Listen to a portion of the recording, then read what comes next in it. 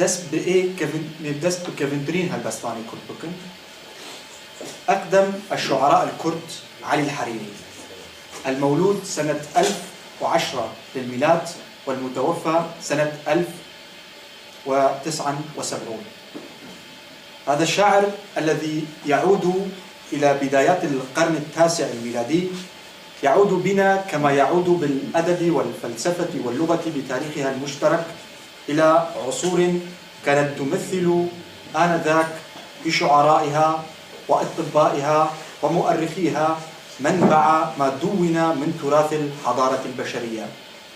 فالتاريخ الذي هو بين أيدينا اليوم يحدثنا عن عصرهم، وأما ما قبله ما كان إلا حديث التاريخ عن الأديان وكيفية نشوئها، وعن تلك الحروب الدينية الطاحنة بعدما ظهر التناقض الطبقي بين أولئك الوثنيين عبدة الجماد والحياة في الأحجار والأصنام وفي الشموس والأقمار والكواكب والنجوم، وبين أولئك الذين خرجوا إليهم على حين غرة داعين إلى عبادة الله، والله له رسله وأنبياؤه، ومع رسله وأنبيائه قد بعث للبشرية بالكتب المقدسة.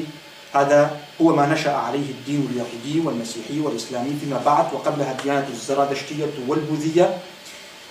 إلا إن ما يهمنا في الأمر إني أردت لفت النظر إلى أن التاريخ في العصور التاسع والعاشر والحادي عشر الميلادية وما بعدها كان تاريخ تقدم الأدب والفلسفة والفكر، مع أن لها أسسها التي بنيت في عصور سابقة وازدهارها التي نمت في عصور لاحقة. وهنا نذكر على وجه الخصوص أقدم الشعراء الكرد الذين كتبوا بلغتهم الأم، ومنهم شاعرنا شاعر الصوفية والحب علي الحريري.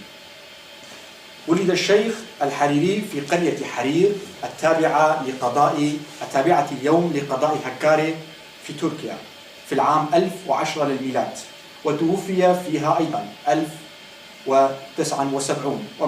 وبما أن تاريخ الأشخاص منهم مبهم غير واضح، ولكي نؤكد صحة معلوماتنا المذكورة تلك علينا القول أن عددا من المستشرقين أيضا قد تناولوا هذا الموضوع وهذا الشخص على وجه التحديد، محددين التاريخ الذي ولد فيه علي الحريري ومماته وموطنه الأم.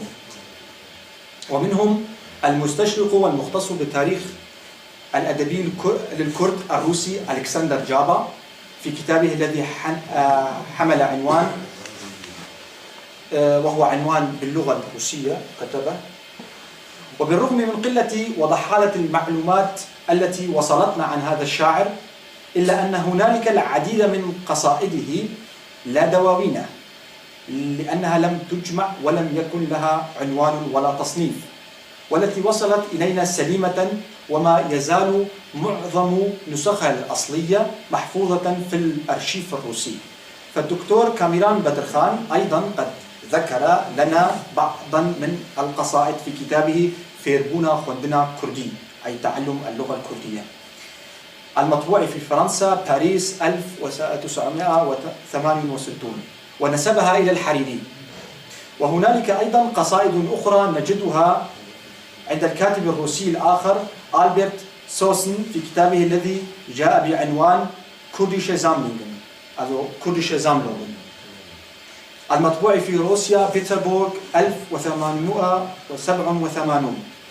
ولعلنا نستخلص من خلال قصائده بشرحها وتفصيلها وإيضاحها أن نصل منطق فلسفة هذا الرجل، وأن نعرف مدى الثقافة التي قد وصل إليها. فما يهمنا في علي الحريري فكره وفلسفته وشعره، وكيف ساهم، بل وهو أول من أقدم على بناء صرح الشعر الكردي باللغة الأم، لا معلومات تتعلق بأكله وشربه وهل تزوج أم لا وإلى أي طبقة اجتماعية كان ينتمي. فدعونا قليلا نبحر معا في فكر شاعرنا علي الحريري، يشاركه خياله وعاطفته المؤمنة وهذه إحدى القصائد التي تصلح لنمذجة الشعر الكردي الذي ظهر فيما بعد وتطور وازدهر. قرهن ببين نالي عشق تني لبوم زاريدكم، هركس بزانت حالي عشق بحيلا لجواريدكم، بنالي عشق بخيل لبوم، هر دم زليل لبوم، بيريه وبيدليل لبوم، هركس بخمخاريدكم. أولا وقبل كل شيء نجد أن القصيدة مكتوبة باللغة الكرمانجية والتي يتكلم بها ما نسبتهم حوالي 60% من أكراد العالم، وقد تناولت موضوعا وجدانيا هو الحب، وهي قصيدة موزونة مقفاة كلاسيكية بنيت على أساس ثماني، والأساس الثماني أو السداسي أو الخماسي ما يعني في القصيدة الكردية بأن الشاعر يحدد عدد الأحرف الصوتية وهي آ آ إ إي أو أو أ في القصيدة، ومن الشطر الأول من القصيدة إلى الأخير يكون مجموع الأحرف الصوتية في شطرها الأول مساوية للأحرف الصوتية في جميع الأشطر التي تبني القصيدة نفسها، وهكذا ومهما كان حجمها. والآن بعيدا عن قوانين الشعر وتقاليده دعونا نبحر ونتعمق محتوى العمق في القصيدة لعلنا نخرج بالمغزى وما يريد الشاعر قوله. فرجل يعود إلى أكثر من 1000 عام، ليس من المعقول إنه عندما فكر بالكتابة كتب كلاما فارغا أو إنه اتخذ من الكتابة لهوا بالكلمات.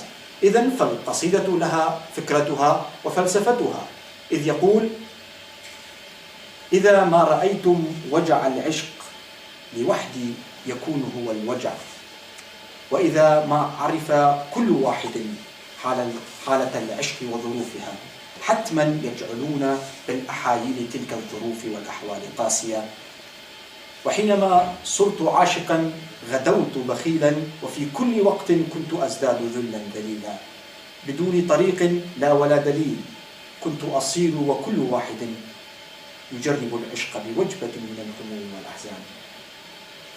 هن بار مكن خمن زور لحسرتا ورد دصور، جابن دراش بسكتين دور، أنياب نور تاريدكن، أنياب نور زلفتين زر، رنجين دبن شمس وقمر، رشمار جبهرداني ندر، لعرعرا ياريدكن.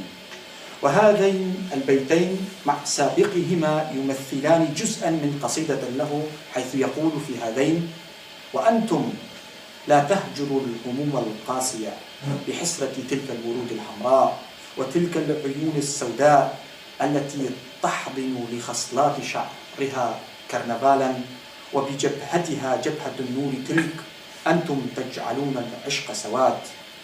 تلك الجبهة المنورة تزورها خصلات الشعر، ويبدوان الشمس والقمر أكثر نضارة وتنوع، ولم تهجرنا قلادة الصدر ولكنهم بنبتة العرعر يأتون مقصد وصفهم بالحبيبة. وعلى ما أظن وصلنا ما كنا نريده، فتلك الكثافة الشعرية المعطاة للكلمات والمعاني والصفات والتشابيه ولدت عمقا كاد يعمل على ضياع المقصد والمنال والمعنى الجامعي والحقيقي للقصيدة. فالشاعر من جهة يريد لقصيدته أن تكون كلاسيكية أي على أساسها الثماني، ومن جهة أخرى يريد للازمته الاستمرار دكن أي كررها لعدة مرات، مع أن فكرته جاهزة، فما عبر عنها بالنثر بل وكتبها شعرا وفلسفة وغناء. هذا جدير بشاعر كبير مثله. هذا كان الملا أحمد الحريري أقدم الشعراء الكرد.